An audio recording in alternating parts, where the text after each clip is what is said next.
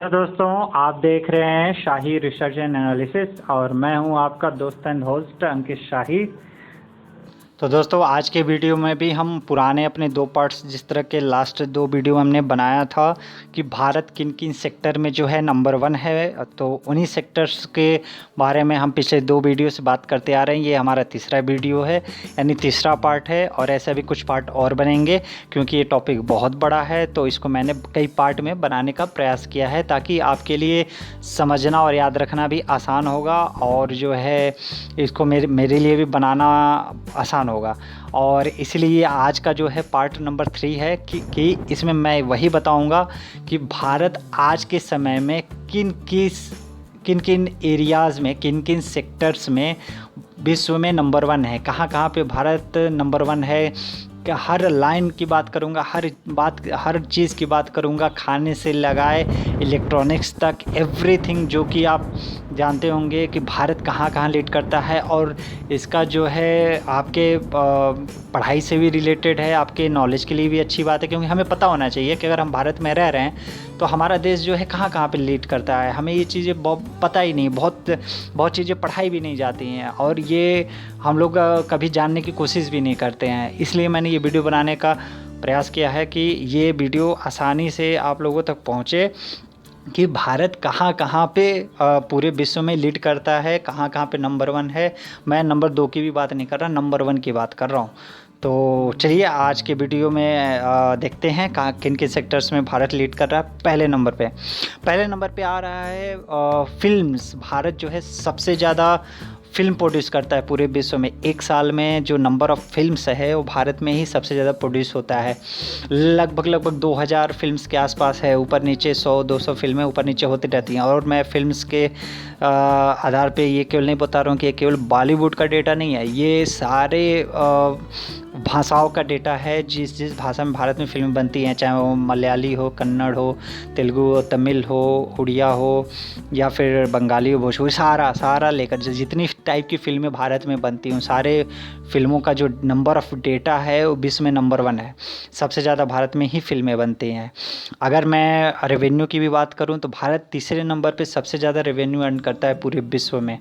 अब आगे देखते हैं कि इसको मैंने बाइफिक्रेट कर दिया है अलग अलग पार्ट्स में। अब आप देखते हैं, पहले डेटा से देखेंगे जो लेफ़्ट हैंड में कॉर्नर में है, टॉप 10 लार्जेस्ट फिल्म प्रोड्यूसर। तो आप देख सकते हैं कि 2018 का डेटा है। भारत 1813 फिल्में बनाया था 2018 में, भारत में बने थे।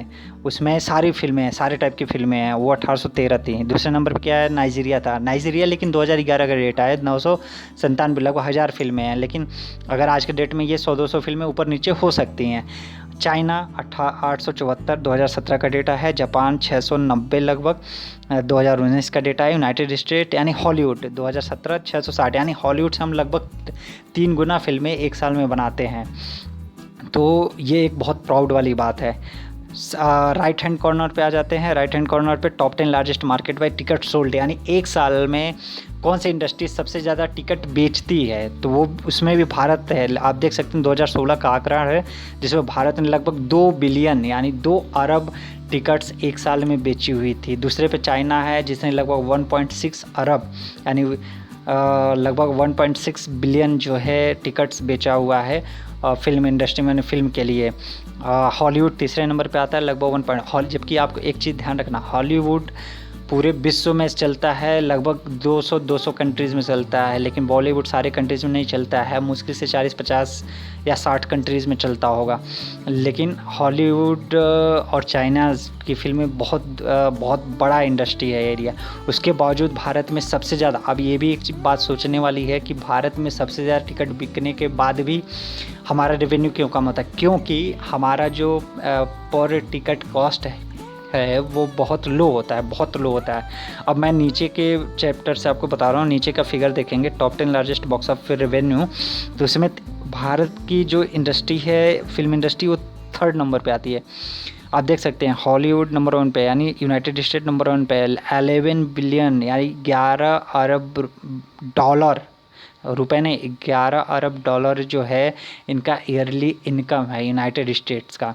अब इसका कारण समझिए, क्योंकि अमेरिका की मूवीज़ जहाँ जहाँ भी चलती हैं, जिस जिस कंट्रीज़ में चलती हैं, वहाँ पे टिकट कॉस्ट ज़्यादा है और ये ज़्यादा से ज़्यादा कंट्रीज़ में चलती हैं और वहाँ पे महंगी टिकट्स में बिकती हैं।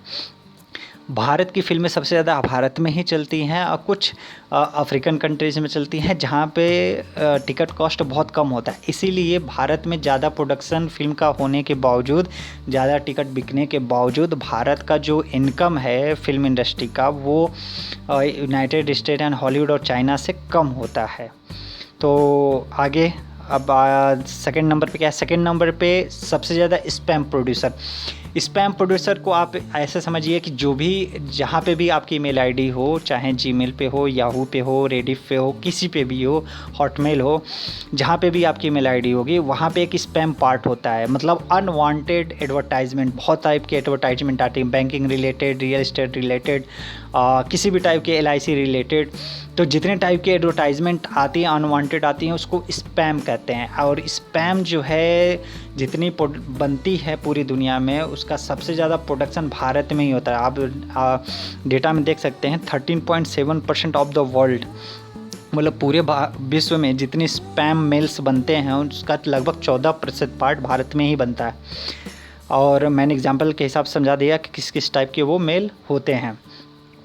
अगला नंबर जो है थर्ड नंबर यानी 23rd नंबर है, वो है largest number of doctors graduating per year. हाँ, भारत में सबसे ज़्यादा डॉक्टर्स एवरी ईयर क्वालिफाइड होते हैं। लगभग 50,000 डॉक्टर्स जो है एवरी ईयर भारत में ग्रेजुएट होते हैं। ये बहुत बड़ा आंकड़ा है। आपको लग रहा होगा 50,000 बहुत छोटा आंकड़ा है, लेकिन बहुत बड़ा आंकड़ा है। आपको मैं बता रहा हूँ, अभी आगे मैं समझाऊँगा कि क्यों बड़ा आंकड़ा है। क्योंकि इतने बड़े नंबर्स में डॉक्टर्स किसी भी कंट्री में ग्रेजुएट नहीं होते हैं एवरी ईयर्स। अब मैं इसको आपको डेटा के हिसाब से समझाता हूँ। डेटा के हिसाब से आप समझे कि भारत में टोटल मेडिकल कॉलेज हैं 370 और 370 में लगभग 50,000 जो है 49,000 या लगभग 50,000 के आसपास सीटें हैं, जहाँ से 50,000 ग्रेजुएट्स डॉक्टर होते हैं। अमेरिका दूसरे नंबर पे आता है, मात्र 18,000 डॉक्टर्स वहाँ पे ग्रेजुएट होते हैं। आप समझ सकते हो भारत में बहुत नंबर पे डॉक्टर्स बनते हैं एवरी ईयर। और उसके बावजूद चूँकि भारत का पॉपुलेशन भी बहुत बड़ा है, इसलिए यहाँ पे डॉक्टर्स का नंबर्स अभी भी रेशियो में कम आता है।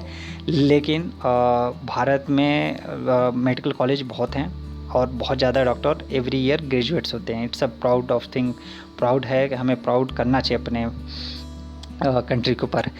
इसके बाद 4th number and 24th number पे आता है सबसे ज़्यादा हिंदूज और सिख्स रिलीजन्स के फॉलोअर भारत में हैं। हिंदू को मानने वाले भी ऑब्वियसली हम जानते हैं, तो आपको पता ही होगा कि भारत में ही पूरे विश्व में सबसे ज़्यादा हिंदूज हैं, लगभग 97 करोड़। 1.3 अरब में से लगभग 100 करोड़ जो है हिंदूज़ हैं। बाकी सारे धर्म के लोग आते हैं। और पूरे विश्व में ही दूसरे नंबर पे सिख भी सबसे ज़्यादा भारत में ही है, लगभग 2 करोड़ सिख। अगर मैं ट्रेडिशनली बात करूं और एक ऐतिहासिक बात करूं तो सिख जो है हिंदूज़ के ही एक ब्रांच है, तो इसलिए भारत में इनकी भी संख्या सबसे ज़्यादा है, विश्व में 2 करोड़ हैं। इसके बाद मैं जैन की भी बात करता हूँ। जैन भी is a part of Hindus धर्म, तो ये भी, इनके भी फॉलोअर विश्व में सबसे ज़्यादा हिंदुस्तान में हैं, लगभग 45 लाख जैन्स फॉलोअर हैं भारत में। जोरोस्ट्रियन एक पारसी, इसको मैं हिंदी में बताता हूँ, पारसी समुदाय है। ये बेसिकली ईरानियन थे, मतलब जो मिडिल ईस्ट में रहते थे, और ये एक समय में भारत में आए क्योंकि इनके ऊपर बहुत अत्याचार हुआ। इनकी मतलब एक तरीके से पूरा कौम ही ध्वस्त हो गया था, ख़त्म हो गया था, तो भारत में इनको शरण मिला था। आज भी ये भारत में ही विश्व में सबसे ज़्यादा हैं और 61,000 पारसीज जोरोस्ट्रियंस हैं भारत में। और मैं एक चीज़ और बताऊं, ये one of the ancient religion है पूरे विश्व में। मतलब ये सिमिलर है सबसे, अगर जितने भी पुराने रिलीजन्स की बात होती है तो ये भी उसमें से एक माने जाते हैं। और भारत में जैसे जमशेदजी टाटा, रतन टाटा, यानी टाटा ग्रुप जो है इज़ ए पारसी फैमिली। तो आपको पता होगा पारसीज जो हैं भारत में बहुत हैं और बहुत अच्छे लेवल पे हैं। 25 नंबर पे आता है largest number of post office. Yes, Bharat में ही सबसे ज़्यादा पोस्ट ऑफिस हैं पूरे विश्व में, लगभग 1.5 लाख 1.54 लाख 2018 का डेटा है। और भारत में इतिहास का अगर बात करें तो इतिहास में पोस्ट ऑफिस का टाइप का जो सिस्टम था वो मौर्य साम्राज्य के टाइम से शुरू हुआ था, 2nd सेंचुरी BC, लगभग 2000 साल पहले, 2000 2nd सेंचुरी BC से ही, मौर्य टाइम से ही हमारे यहाँ पोस्ट ऑफिस सिस्टम शुरू हुआ था। उसी के समकालीन में ही पूरे विश्व में भी पोस्ट ऑफिस के जो हिस्ट्री है वो चलती है। 26 नंबर पे जो आता है वो आता है पोस्ट ऑफिस सबसे ऊंचाई पे पूरे विश्व में, समुद्री लेवल से सबसे ऊंचे नंबर पे भारत में ही पोस्ट ऑफिस बना है। आप राइट हैंड के फिगर में देख सकते हैं, ये हिक्किम एक एरिया हिमाचल प्रदेश में भारत में, वहाँ पे वो पोस्ट ऑफिस बना है, लगभग समुद्र तल से 4440 मीटर ऊंचा। आपको मैं इसको ऐसे समझाता हूँ कि पूरे विश्व के सबसे ऊंची जो चोटी है या सबसे ऊंचा पर्वत जो है वो माउंट एवरेस्ट है, उसकी ऊंचाई जो है 8848 मीटर है। उसका लगभग आधा, आप समझ सकते हो, आधा पार्ट में ये आधी ऊंचाई पे ये बसा है, 4440 मीटर और लगभग 4.5 किलोमीटर समुद्री तल से, तो बहुत ऊंचाई पे है। ये भी एक बहुत प्राउड वाली बात है। और वहाँ तक पोस्ट ऑफिस, वहाँ तक चिट्ठी जाती, लेटर जाते हैं और लेटर आते हैं। 27 नंबर पे आता है most miss world titles. Yes, आपको मैं एक और प्राउड वाली बात बताता हूँ, बहुत प्राउड वाली बात है कि भारत में ही सबसे ज़्यादा मिस वर्ल्ड का टाइटल आया है अभी तक। जब से मिस वर्ल्ड के टाइटल दिए जा रहे हैं लगभग 60-70 सालों से, उसमें सबसे ज़्यादा अभी तक भारत में, भारत अभी टाई कर रहा है वेनेजुएला के साथ। 6 टाइम्स भारत में वो टाइटल आ चुका है मिस वर्ल्ड का, लेकिन वेनेजुएला ने अभी 2 साल पहले एक टाइटल पाकर इसी का भारत की बराबरी कर लिया था।